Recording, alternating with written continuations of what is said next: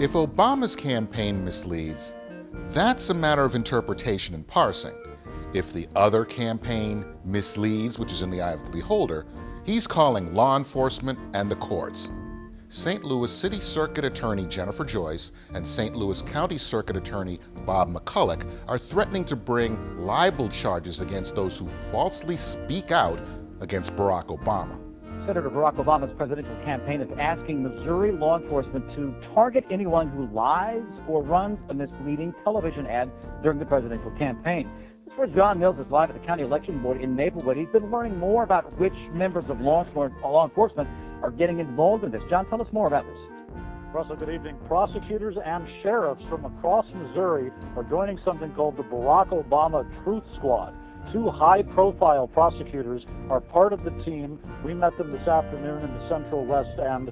They are Jennifer Joyce from the city, Bob McCulloch, the St. Louis County prosecuting attorney. They will be reminding voters that Barack Obama is a Christian who wants to cut taxes for anyone making less than $250,000 a year. They also say they plan to respond immediately to any ads and statements that might violate Missouri ethics laws. We want to keep this campaign focused on issues. We don't want people to get distracted, and Missourians don't want to be distracted by these divisive character attacks. So we're here to respond to any character attacks, to set the record straight. Whether it is directly attributable to the campaign or to one of the soft money operations, if they're not going to tell the truth, then somebody's got to step up and say, wait a minute, that's not true, this is the truth.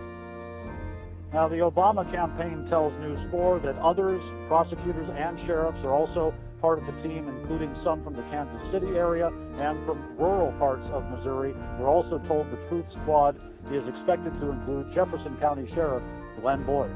Live in Maplewood, John Mills, News 4. Obama, the one the world's been waiting for.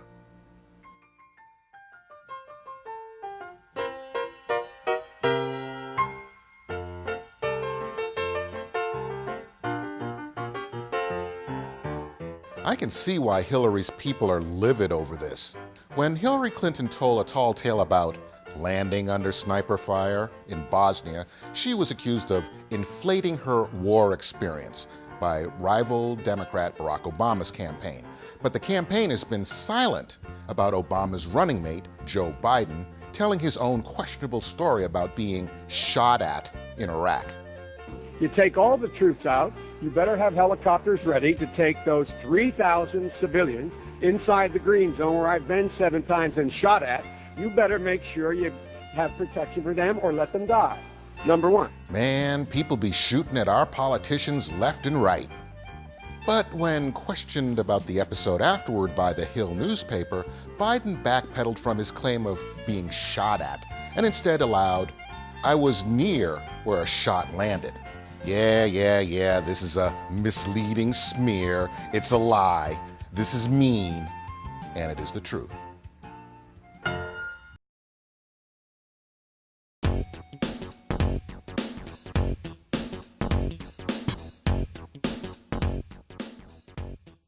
The gentlewoman from California is recognized for 1 minute.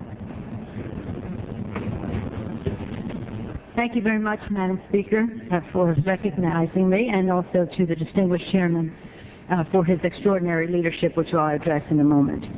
Madam Speaker, when was the last time anyone ever asked you for $700 billion? It's a staggering figure. And many questions have arisen from that request, and we have been hearing, I think, a very informed debate on all sides of this issue here today. I'm proud of the debate. $700 billion, a staggering number, but only a part of the cost of the failed Bush economic policies. More fearful, though, to me, more scary was the statements of Chairman Bernanke, because Chairman Bernanke is probably one of the foremost authorities in America on the subject of the Great Depression. I don't know what was so great about the Depression, but that's the name they give it. And we heard the Secretary and the Chairman tell us that this was a once-in-a-100-year phenomenon. This fiscal crisis was so drastic. Certainly once in 50 years, probably once in 100 years. And how did it sneak up on us? So Nancy Pelosi on Monday claimed this whole bank meltdown thing snuck up on all of these very wise congressmen and senators. And basically, it was Bush's fault. And the reason the bailout bill didn't pass the House was it was the Republicans' fault. So I will address that. I am appalled. Frankly, that's an accusation against my Republican colleagues I would never have thought of making. Here's the story. There's a terrible crisis affecting the American economy. We have come together on a bill to alleviate the crisis. And because somebody hurt their feelings, they decide to punish the country. I mean, I would not have imputed that degree of pettiness and hypersensitivity. I mean, we also have, as the leader will tell you, who's been working with them, we don't believe they have the votes, and I think they are covering up the embarrassment of not having the votes. But think about this. Somebody hurt my feelings, so I will punish the country. I mean, that's hardly plausible. And there are 12 Republican members who were ready to stand up for the economic interests of America, but not if anybody insulted them. I'll make an offer. Give me those 12 people's names, and I will go talk uncharacteristically nicely to them and tell them what wonderful people they are, and maybe they'll now think about the country. Well, it's a good thing this presidential election isn't riding on information we get from the media. Actually, it is. That being the case, we could be in some real deep, you know what. How did this whole mess come about? Who knew what was happening, and why didn't they do something about it then instead of brushing it under the rug, hoping it would just go away? Let's go back to 1977. In yet another example of a good intention gone bad, the Carter administration signed into law the Community Reinvestment Act. The original intent was that people in communities of color, who may not have the monies or credit to buy a home, could get a mortgage with little or no money down. Sounds good on its face. But as we all know, few bills get signed without little things getting tacked on. The outside lobbyists who pushed for the act were hardcore liberals who were paid for their efforts with government grants and other programs. One of the groups that benefited from the CRA was a community organizing outfit called the Association of Community Organizations for Reform Now, or Acorn. So this is how it worked. Acorn would target a bank. They would protest and sometimes occupy a branch, publicly calling that bank racist because they would tend not to want to lend to people they knew couldn't pay for the mortgage they applied for. According to Stanley Kurtz of National Review, Acorn's tactics are famously in your face. Just think of Code Pink's well-known operations, threatening to occupy congressional offices, interrupting the testimony of General David Petraeus, and you'll get the idea. Acorn protesters have disrupted Federal Reserve hearings, but mostly deploy their aggressive tactics locally. Chicago is home to one of its strongest chapters, and Acorn has burst into a closed city council meeting there. Acorn protesters in Baltimore disrupted a banker's dinner and sent 4 busloads of profanity-screaming protesters against the mayor's home, terrifying his wife and kids. Even a Baltimore City Council member who generally supports Acorn said their intimidation tactics had crossed the line. Oh, and by the way, a gentleman by the name of Barack Obama taught Acorn organizers this tactic while keeping it peaceful. The CRA got even stronger during the multiculturalism-obsessed Clinton administration. Amendments to the act in 1993 drastically increased the amount of home loans to people who normally wouldn't get them. According to press release news, the bill encouraged mortgage lending through 2 government-sponsored enterprises, GSEs. The Federal National Mortgage Association, commonly known as Fannie Mae, enables mortgage companies, savings and loans, commercial banks, credit unions, and state and local housing finance agencies to lend to home buyers. The Federal Home Loan Mortgage Corporation, commonly known as Freddie Mac, buys mortgages on the secondary market and sells them as mortgage-backed securities on the open market. It also charged the Federal Reserve System to implement the CRA through ensuring banks and savings and loans met their CRA obligations. The Clinton administration, in the name of multiculturalism and fairness, sicked Attorney General Janet Reno on the banks, forcing them to issue bad loans and pass them on to Freddie and Fannie.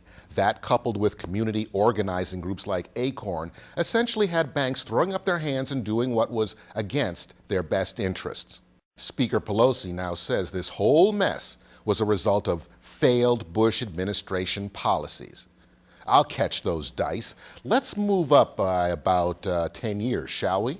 In 2002, there was an interagency review of the effectiveness of the 1995 regulatory changes to the Community Reinvestment Act, and new proposals were considered. In 2003, the Bush administration recommended that a new Department of the Treasury agency should supervise the primary agents guaranteeing subprime loans, Fannie Mae and Freddie Mac. Congressional support was approximately split along party lines, and the proposal eventually failed. In fact, Democrats, doing what they do best, made this whole thing a race matter, not only because the regulators were warning this whole thing could one day blow up in our faces, but also because the CEO of Fannie Mae was black. Through nearly a dozen hearings where, frankly, we were trying to fix something that wasn't broke.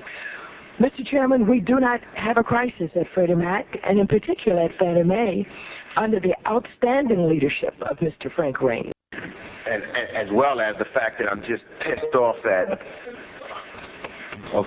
because if it wasn't for you, I don't think that we'd be here in the first place. And now the problem that we have and that we're faced with is maybe some individuals who wanted to do away with GSEs in the first place, you've given them an excuse to try to have this forum so that we can talk about it and maybe change the direction and the mission of what the GSEs had, which they've done a tremendous job. There's been nothing that was indicated that's wrong, with Fannie Mae. Freddie Mac has come up on its own, and the question that then presents is the competence that your agency has with reference to deciding and regulating these GSEs. And so I wish I could sit here and say that I'm not upset with you, but I am very upset because, what you do is you give, maybe giving a reason to, as Mr. Gonzalez said, to give someone a heart surgery when they really don't need it. The concern that I have is you're making very specific, what you have correctly acknowledged, broad and categorical judgments about the management of this institution, about the willfulness of practices that may or may not be in controversy. You've imputed various motives to the people running the organization. You went to the board and put a 48-hour ultimatum on them without having any specific regulatory authority to put that kind of ultimatum on them. That sounds like some kind of an invisible line has been crossed. The implication here was that regulating Fannie Mae and Freddie Mac amounted to racism, lynching, as it were. The mean old Republicans were picking on Fannie Mae because its CEO was black. Let's look at that black guy. According to the Associated Press, former Fannie Mae chief Franklin Raines and two other top executives have agreed to a $31.4 million settlement with the government announced today over their roles in a 2004 accounting scandal. Raines, former Fannie chief financial officer Timothy Howard, and former controller Leanne Spencer were accused in a civil lawsuit in December 2006 with manipulating earnings over a 6-year period at the company, the largest U.S. financier and guarantor of home mortgages. Raines, a Seattle native and prominent Washington figure who was President Clinton's budget director, is relinquishing company stock options, proceeds from stock sales, and other benefits. His part of the settlement is worth $24.7 million. Seeing how insurance doesn't cover expenses like lawsuit settlements, Raines had to pay that $24.7 million out of pocket. The brothers got bank. And here's another example of former government officials who later got cushy jobs and got greedy. Mr. Raines, $1.1 million bonus on a $526,000 salary. Jamie Gorelick, $779,000 bonus on a salary of $567,000. And this is what you stated on page 11 is nothing less than staggering. The 1998 earnings per share number turned out to be $3.23 and 9 mils. A result that Fannie Mae met the EPS maximum payout goal right down to the penny.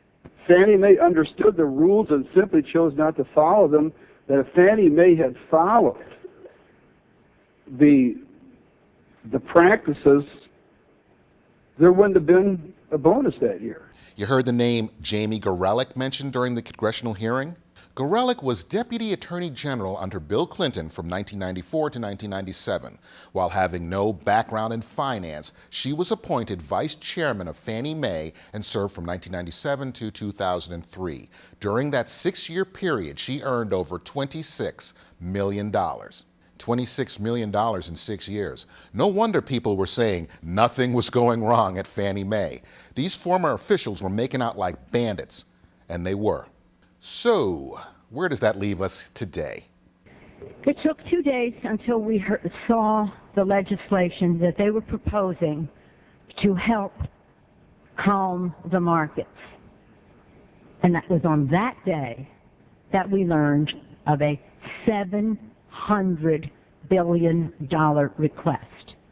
But it wasn't just the money that was alarming. It was the nature of the legislation. It gave the Secretary of the Treasury czar-like powers, unlimited powers, latitude to do all kinds of things, and specifically prohibited judicial review or review of any other federal administrative agency to review their actions. The same people who are covering up for Fannie Mae and Freddie Mac are now the majority in the House of Representatives. The same Massachusetts Congressman Barney Frank, who once said there was nothing to be worried about. You seem to be saying, well, these are in areas which could raise safety and soundness problems. I don't see anything in your report that raises safety and soundness problems, but I have seen nothing in here that suggests that the safety and soundness are an issue, and I think it serves us badly to raise safety and soundness as a kind of a general shibboleth when it does not seem to me to be an issue. Is now saying this all could have been avoided if there was regulation and oversight in the Bush administration.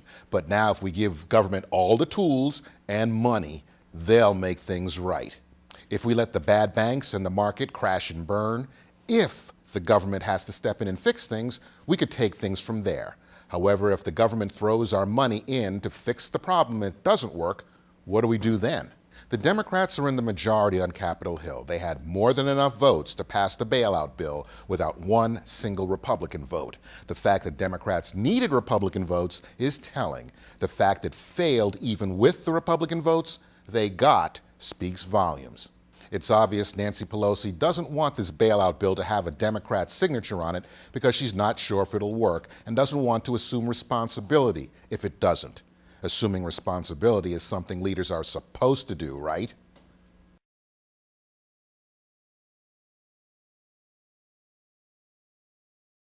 Their intimidation tactics had crossed the line. That's cold. And don't do anything crazy now.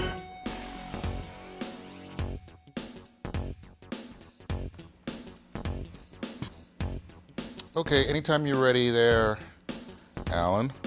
We have Air Force in the house.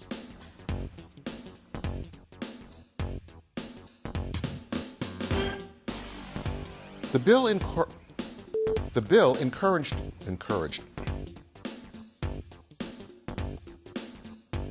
Instead of brushing it under the rug, hoping it would just go away. What the hell is that?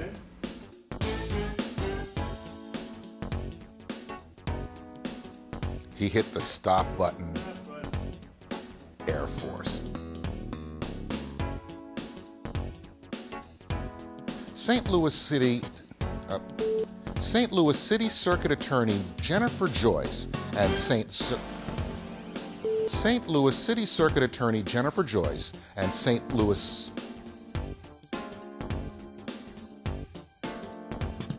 Okay, now we're back.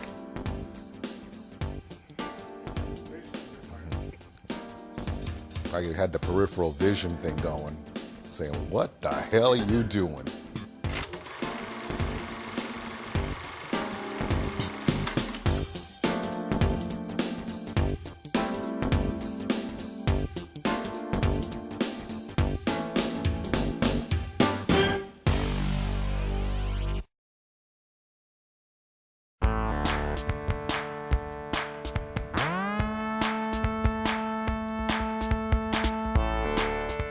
We were with him last Thursday during one of the rockiest weeks in history for the U.S. economy, something that wasn't lost on the sixth-term senator.